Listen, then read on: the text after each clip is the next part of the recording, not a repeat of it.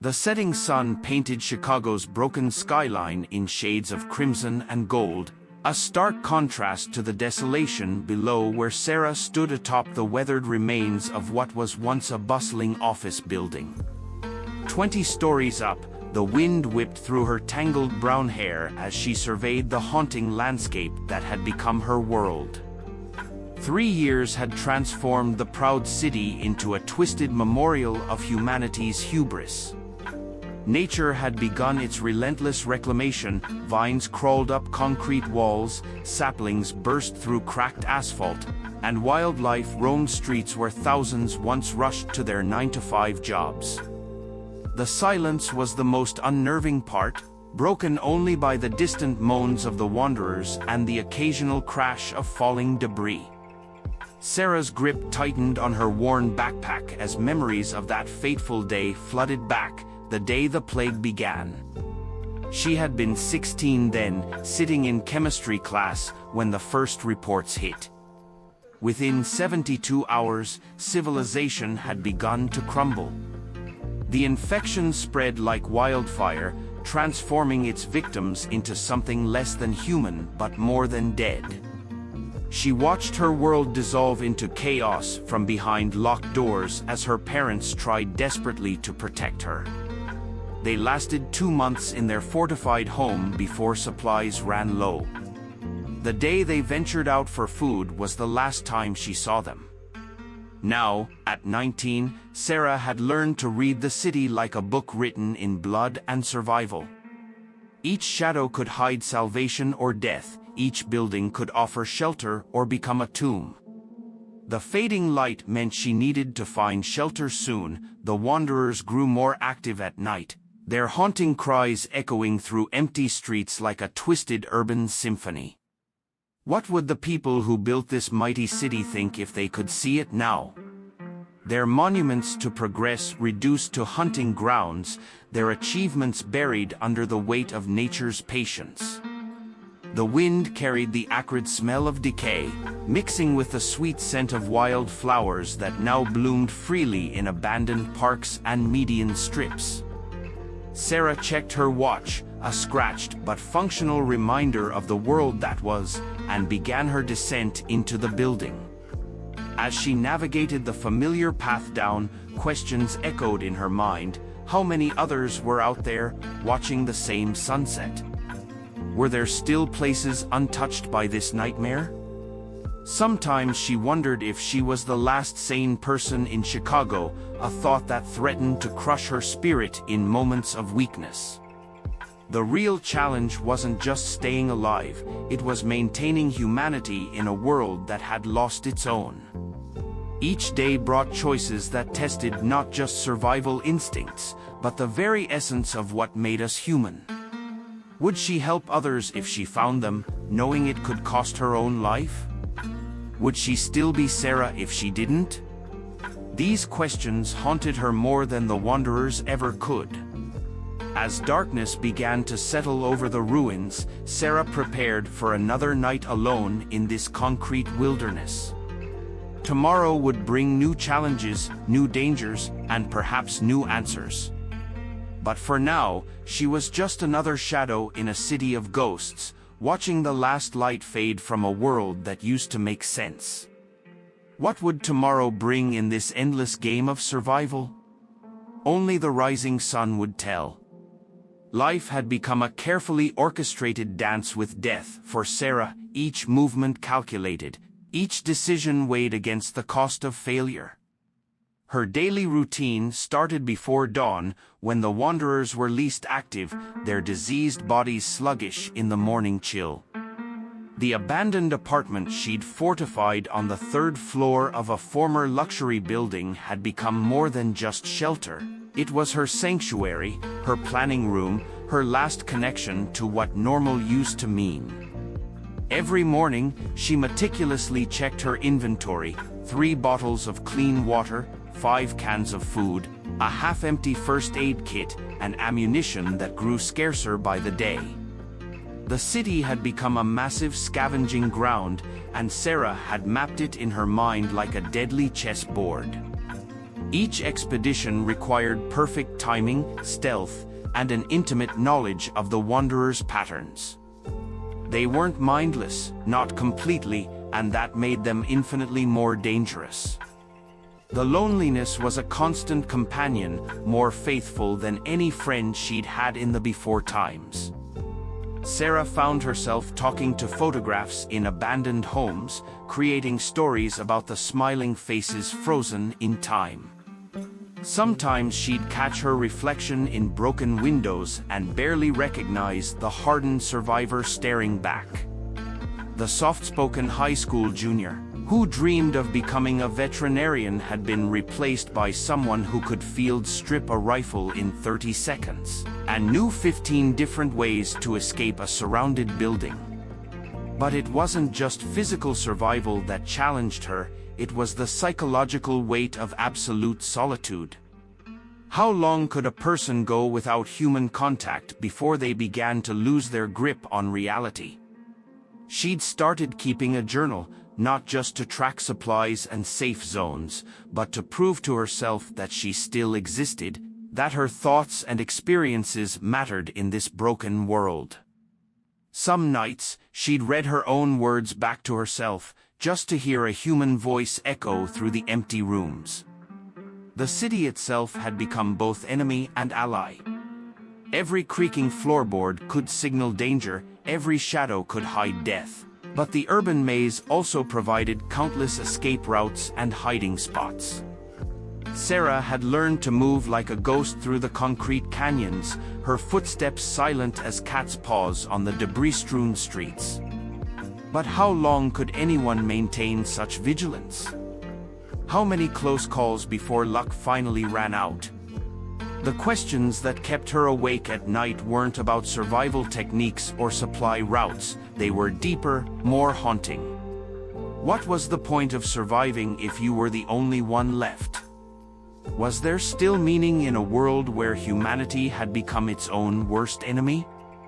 Each day she searched not just for supplies, but for answers that seemed to retreat like shadows in the sunlight. As another day faded into dusk, Sarah found herself wondering about the others, the ones who hadn't made it, the ones who might still be out there. Were they looking up at the same stars, asking the same questions? In a world of endless silence, even the echo of her own thoughts seemed too loud. Tomorrow would bring another day of careful scavenging, of watching and waiting, of surviving. But for what? That was the question that echoed loudest in the growing darkness. The pharmacy's shattered glass crunched beneath Sarah's boots as she moved through the ransacked aisles, her breathing measured and controlled despite the panic rising in her chest. The infection in her arm was getting worse, angry red lines crawling up from a cut she'd gotten 3 days ago while climbing through a broken window. Without antibiotics, she knew the odds. Fever would set in, then delirium, and finally. She pushed the thought away, focusing on the task at hand. The once sterile environment had become a maze of toppled shelves and scattered pill bottles, their contents long since looted or destroyed. Afternoon light filtered through dust-covered windows, creating shifting patterns that played tricks on her eyes. Every shadow seemed to move, every sound amplified in the deathly quiet. Time was running out, both in terms of daylight and her chances of finding what she needed. The back storage room was her last hope. As she picked the lock with trembling fingers, a sound froze her in place. The unmistakable shuffle of multiple wanderers approaching from the street. Her heart hammered against her ribs as she realized her mistake. She'd been so focused on her search that she'd missed the warning signs. The pharmacy's main entrance offered no escape route, and the back door was a gamble she couldn't afford to take blindly. They were getting closer now, their ragged breathing and inhuman groans echoing off the walls. Sarah pressed herself into a corner, knife in one hand, her father's old revolver in the other. 3 bullets left, not enough for the number of wanderers she could hear. The irony wasn't lost on her, surviving 3 years of apocalypse only to die searching for medicine in a pharmacy. That's when she heard it, a deep, rumbling growl that didn't come from the wanderers. Through the broken windows came a blur of gray fur and flashing teeth. A wolf, massive and battle-scarred, launched itself at the nearest wanderer. The creature's savage attack created chaos among the infected, their attention divided between their original target and this new threat. Sarah didn't waste the opportunity. She moved like lightning, using the confusion to slip past the fighting mass and into the street. But something made her stop. The wolf was outnumbered, fighting with a noticeable limp, yet it had chosen to attack, to create a diversion that saved her life. Was this what humanity had come to, when animals showed more compassion than the remains of mankind?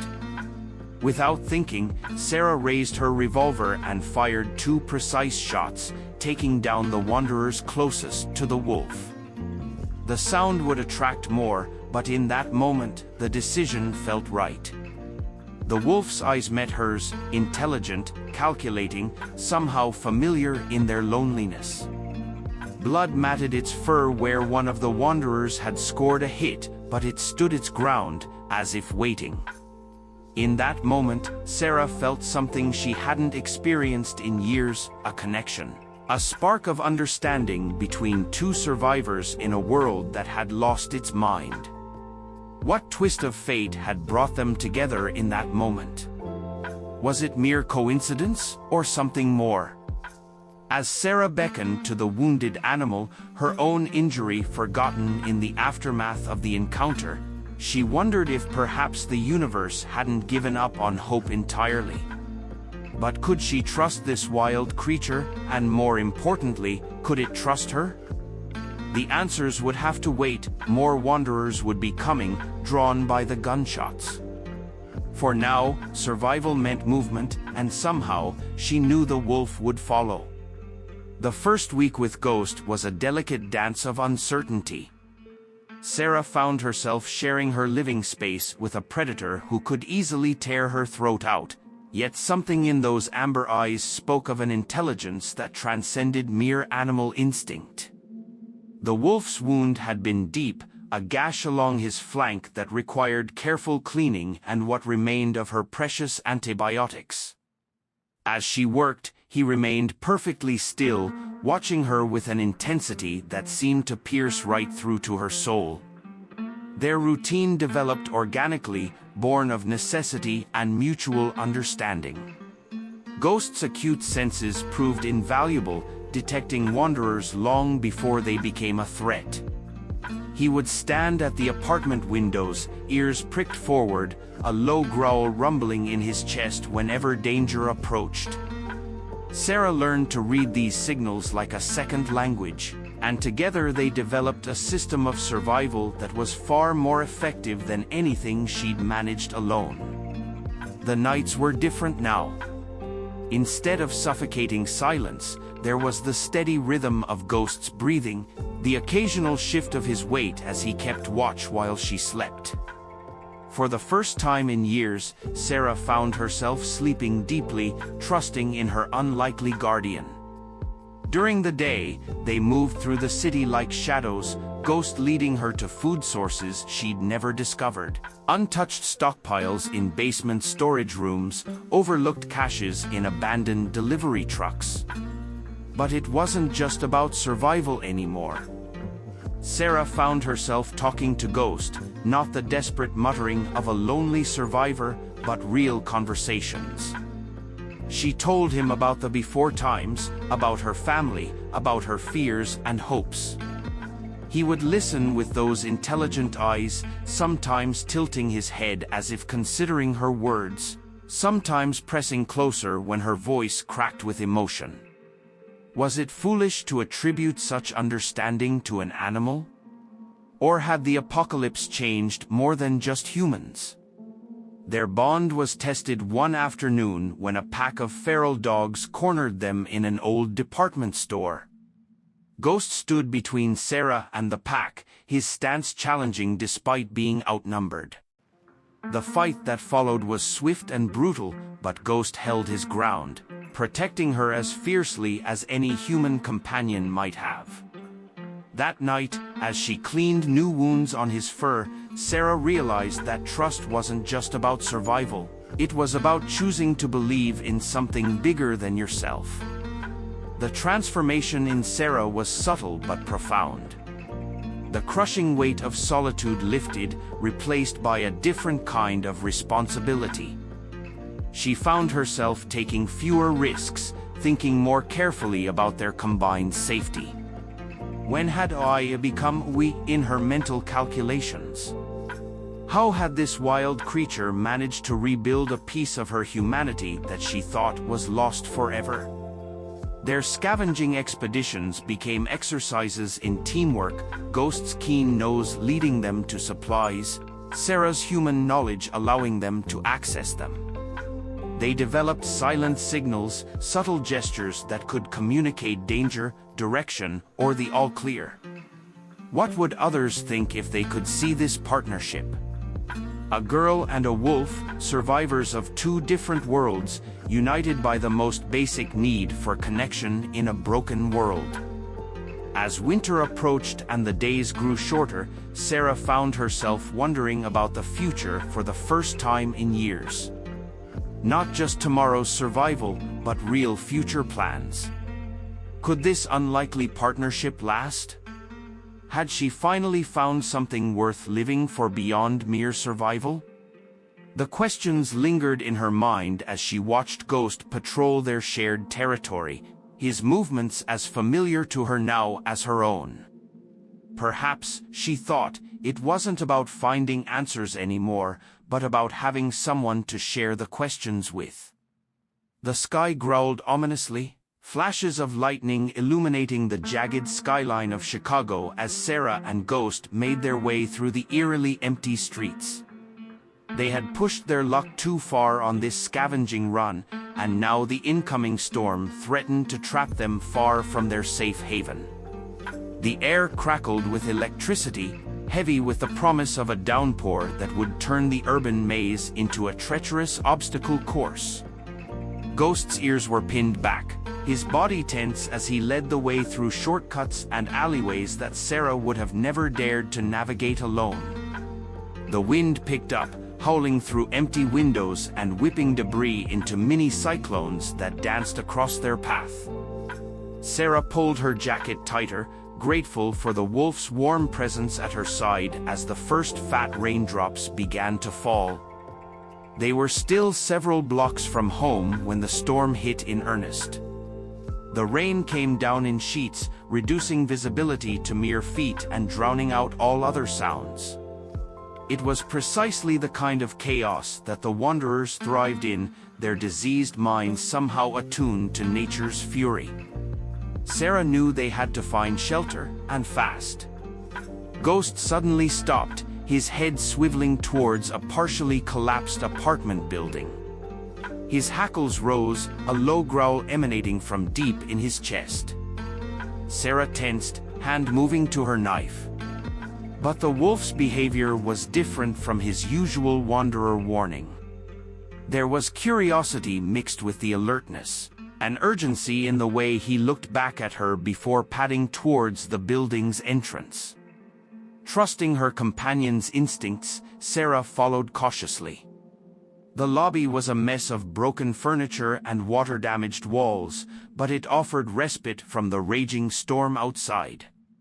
Ghost led her up a creaking staircase, his nails clicking on exposed concrete as they ascended. On the third floor, he stopped in front of a door that hung crookedly on its hinges. Sarah's breath caught in her throat as she heard it, a sound so foreign in this dead world that at first, she thought she must be imagining things. A child's whimper, barely audible over the storm's fury. Ghost looked at her expectantly, as if to say, "Well, what are you waiting for?" With trembling hands, Sarah pushed the door open. The beam of her flashlight cut through the darkness, revealing 5 pairs of wide, terrified eyes staring back at her.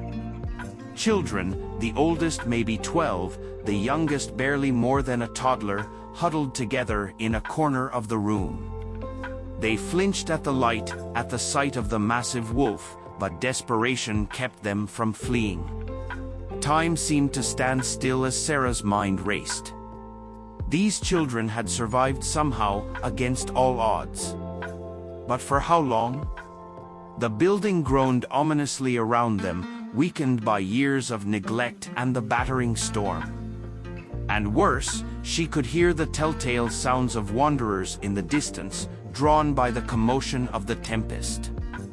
In that moment, Sarah faced a choice that would define not just her survival, but her humanity.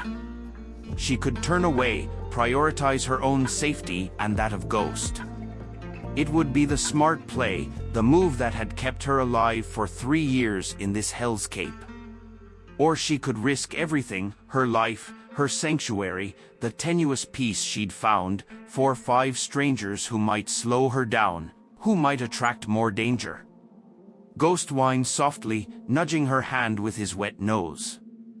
In his eyes, Sarah saw not just intelligence, but a reflection of the person she used to be, someone who cared, who would have never hesitated to help those in need. The storm raged outside, a clock ticking down to an inevitable confrontation with the horrors that roamed the night. The children looked at her with a mixture of fear and desperate hope.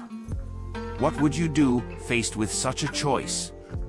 In a world where every decision could mean life or death, where do you draw the line between survival and humanity? As Sarah took a deep breath, preparing to make her choice, she realized that perhaps this moment was why she had survived so long. Not just to live, but to make a difference in whatever small way she could. The real storm, she knew, was just beginning. Sarah's decision crystallized in an instant, her voice cutting through the children's fearful silence. We need to move. Now. The urgency in her tone left no room for argument, and the kids scrambled to their feet, instinctively falling into line behind her. Ghost took point, his keen senses their first line of defense against the threats lurking in the storm-shrouded city.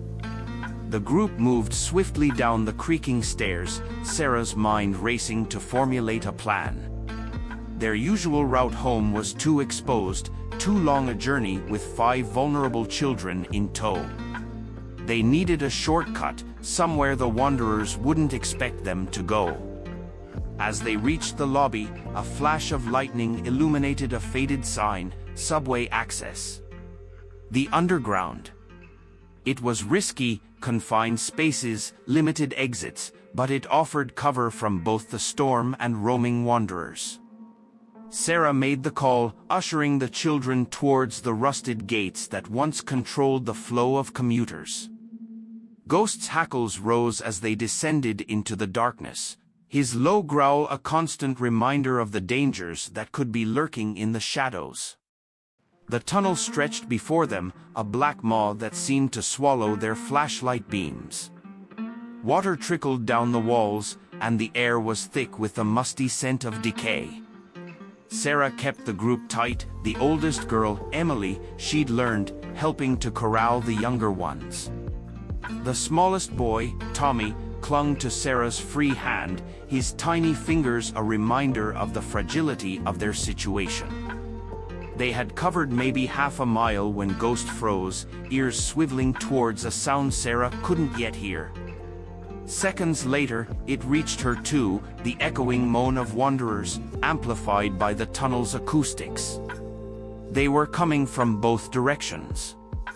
Panic threatened to overwhelm her, but Sarah forced it down. There had to be a way out. Her flashlight beam danced across the tunnel walls until it caught a maintenance door, half hidden behind a fallen sign. It was their only chance. Everyone, quiet, she whispered, guiding the group towards the door. It was locked, but the hinges were weak with rust. Sarah and Emily put their shoulders to it, Ghost standing guard as the younger children huddled together. The door gave way with a screech that seemed to echo forever. They piled into a narrow service corridor, Sarah pulling the door shut behind them just as the first wanderers appeared in the main tunnel. Through a crack, she watched the infected stumble past, drawn by the noise they'd made. Her heart pounded so loudly she was sure it would give them away. The service tunnel was a maze, branching off in multiple directions. Sarah had to make split-second decisions at every turn, guided only by her instincts and Ghost's seeming sixth sense for danger. They climbed emergency ladders, squeezed through partially collapsed sections, and waded through flooded areas, the children showing a resilience that both impressed and saddened Sarah. How much had they endured to become so adaptable in the face of terror? After what felt like hours, they emerged into an abandoned station. The familiar Chicago Loop map on the wall told Sarah they were closer to her safe house than she'd dared hope. But exhaustion was setting in, the children were stumbling, and even Ghost's steps had slowed. As they climbed the stairs to street level, the storm had passed, leaving behind a world washed clean. The air smelled of ozone and possibility. Sarah led them through back alleys and side streets, Ghost ranging ahead to ensure their path was clear. When they finally reached her building, the relief was palpable. Inside her fortified apartment, Sarah watched as the children collapsed into exhausted sleep, huddled together on her spare blankets. Ghost curled protectively around the smallest, his eyes never leaving the door. The magnitude of what had just happened began to sink in. She had saved them, yes, but now what? 5 more mouths to feed, 5 more lives to protect in a world that had already taken so much. But as she looked at their sleeping faces, Sarah felt something she hadn't experienced in years: hope. These children were more than just survivors, they were the future. A reminder that even in the darkest times, life finds a way to persist, to grow. The challenges ahead were daunting. How would she provide for them all? Could she keep them safe in a world that had become a constant battle for survival? And what of the emotional scars they all carried? As the first light of dawn crept through the windows, Sarah realized that her solitary existence was truly over. She had become responsible for something greater than just her own survival. In that moment, watching over her unlikely new family, Sarah understood that the real test of humanity wasn't just staying alive, it was finding reasons to live, to build, to hope. The road ahead was uncertain, but for the first time in years, she wasn't facing it alone. The weeks that followed Sarah's daring rescue were a whirlwind of adaptation and challenges. Her once quiet sanctuary now buzzed with life, the children's whispers and occasional laughter a stark contrast to the oppressive silence she had grown accustomed to. At first, the change was jarring, every sound made her tense, expecting wanderers to come crashing through the barricades. But slowly, almost imperceptibly, the warmth of human connection began to thaw the ice around her heart. Emily, the oldest at 12, quickly became Sarah's right hand. The girl had a keen mind and a nurturing spirit that belied her young age. Together, they devised new systems for rationing food, keeping watch, and even began rudimentary lessons for the younger children. Tommy, the youngest at just 6, shadowed Ghost constantly, his small hand buried in the wolf's thick fur as they patrolled the perimeter of their makeshift home. Sarah found herself rediscovering parts of her humanity she thought long lost. Teaching the kids basic survival skills awakened memories of her own childhood, of her parents' patient guidance. She watched with a mixture of pride and sadness as the children absorbed lessons no one their age should need to know: how to move silently, how to identify safe water sources, how to dress a wound. Their presence also forced Sarah to push beyond her comfort zone. Scavenging missions became more frequent and more daring as she sought to provide for her expanded family. Ghost proved invaluable, his acute senses often leading them to overlooked caches of supplies. But each expedition was a calculated risk, a delicate balance between necessity and safety. One particularly tense mission led them to an abandoned supermarket on the outskirts of the city. As Sarah and Emily carefully picked through the remnants, Ghost's warning growl alerted them to approaching danger. They barely made it out, a group of wanderers hot on their heels. It was Tommy, of all people, who saved them, his small size allowing him to squeeze through a gap and unlock a door from the inside, providing their escape route. The incident was a harsh reminder of the world they lived in, but it also showcased the strength they had as a unit. That night, as they huddled around a small fire, sharing their meager findings, Sarah realized they had become more than just survivors, they were a family. Weeks turned to months, and with each passing day, their bond grew stronger. The apartment transformed from a mere shelter to a home. Faded crayon drawings adorned the walls, small tokens of childhood resilience in a world gone mad. Sarah found herself smiling more, laughing even, at the children's antics and Ghost's increasingly domestic behavior. But the challenges were far from over. Winter loomed on the horizon, promising new hardships. Food was becoming scarcer, and the children needed warm clothes to survive the harsh Chicago cold. Sarah knew they couldn't stay in the city indefinitely, resources were dwindling, and the concentration of wanderers was only increasing. It was during a late-night planning session with Emily that the idea first took root. The girl mentioned rumors she'd heard before meeting Sarah, whispers of a survivor community hidden in the old subway system. At first, Sarah dismissed it as wishful thinking. But the more she considered it, the more it made sense. The underground offered protection from the elements, defensible positions, and potential access to untapped resources. The decision to seek out this fabled community was not made lightly. It meant leaving behind the safety of their known territory, risking everything on what might be nothing more than an urban legend. But as Sarah looked at the faces of the children, faces that now showed hope where once there had been only fear, she knew it was a risk worth taking. They spent weeks preparing, gathering supplies, studying old subway maps, and training for every contingency they could imagine. Ghost seemed to sense the importance of their mission, his behavior becoming even more vigilant and protective. On the morning of their departure, Sarah stood at the window of their soon-to-be abandoned home, watching the sun rise over the ruins of Chicago. The city that had been her prison for so long now felt almost familiar, almost safe. But true safety, true life, lay ahead if they were brave enough to seek it. As they stepped out into the street, their small band of survivors ready to face whatever lay ahead, Sarah felt a surge of emotion she couldn't quite name. It wasn't just hope, or determination, or even fear. It was the feeling of standing on the precipice of something new, something that could change everything. The road ahead was uncertain, fraught with danger and the unknown.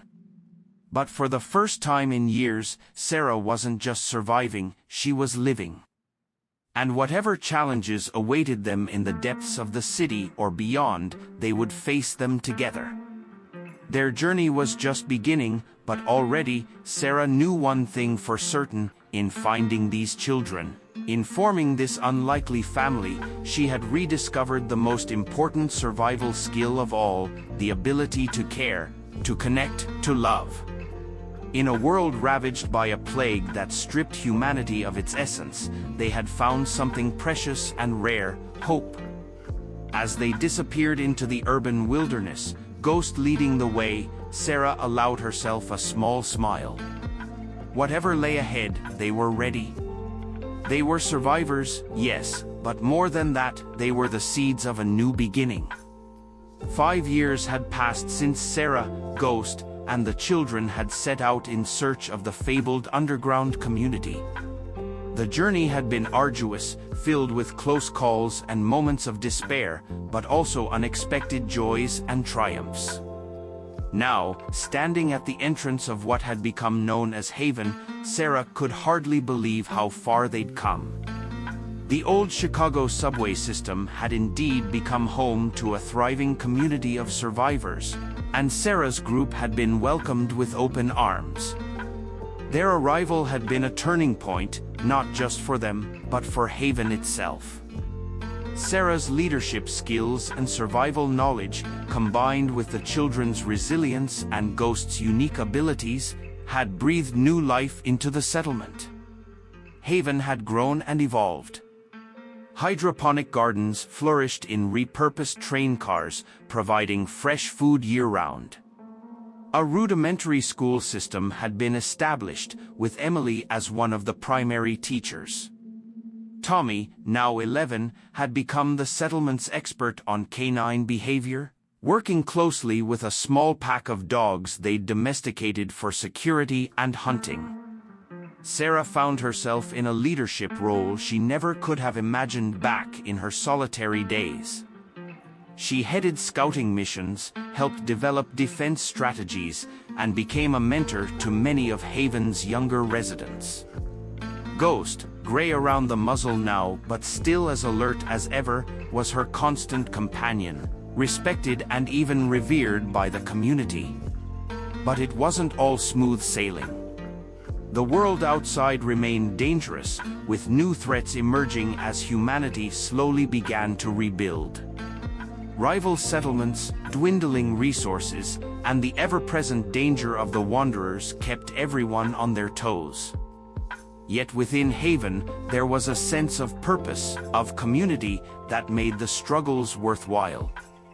As Sarah watched the bustling activity of the underground city, children playing, adults working, elderly survivors sharing stories of the old world, she felt a profound sense of accomplishment. They had done more than just survive, they had started to live again, to build something meaningful from the ashes of the old world. The future remained uncertain. There were whispers of other communities, of possible cures for the plague, of a world slowly healing. But whatever challenges lay ahead, Sarah knew they would face them together. The lone wolf had found her pack, and in doing so, had helped forge a beacon of hope in a world that desperately needed it. As the day wound down and Haven's residents retreated to their homes, Sarah found a quiet moment alone with Ghost. Sitting at the edge of an old subway platform, she scratched behind his ears and whispered, "We made it, old friend. We really made it." The wolf's amber eyes met hers, filled with the same intelligence and companionship that had saved her life all those years ago. In that moment, Sarah realized that their unlikely friendship had been the catalyst for everything that followed. A reminder that even in the darkest times, connection and compassion could light the way forward. The story of Sarah, Ghost, and the children of Haven would be told for generations to come, a testament to the enduring strength of the human spirit and the power of unexpected alliances. In a world reborn, their journey was proof that from the ashes of destruction, hope could always find a way to bloom.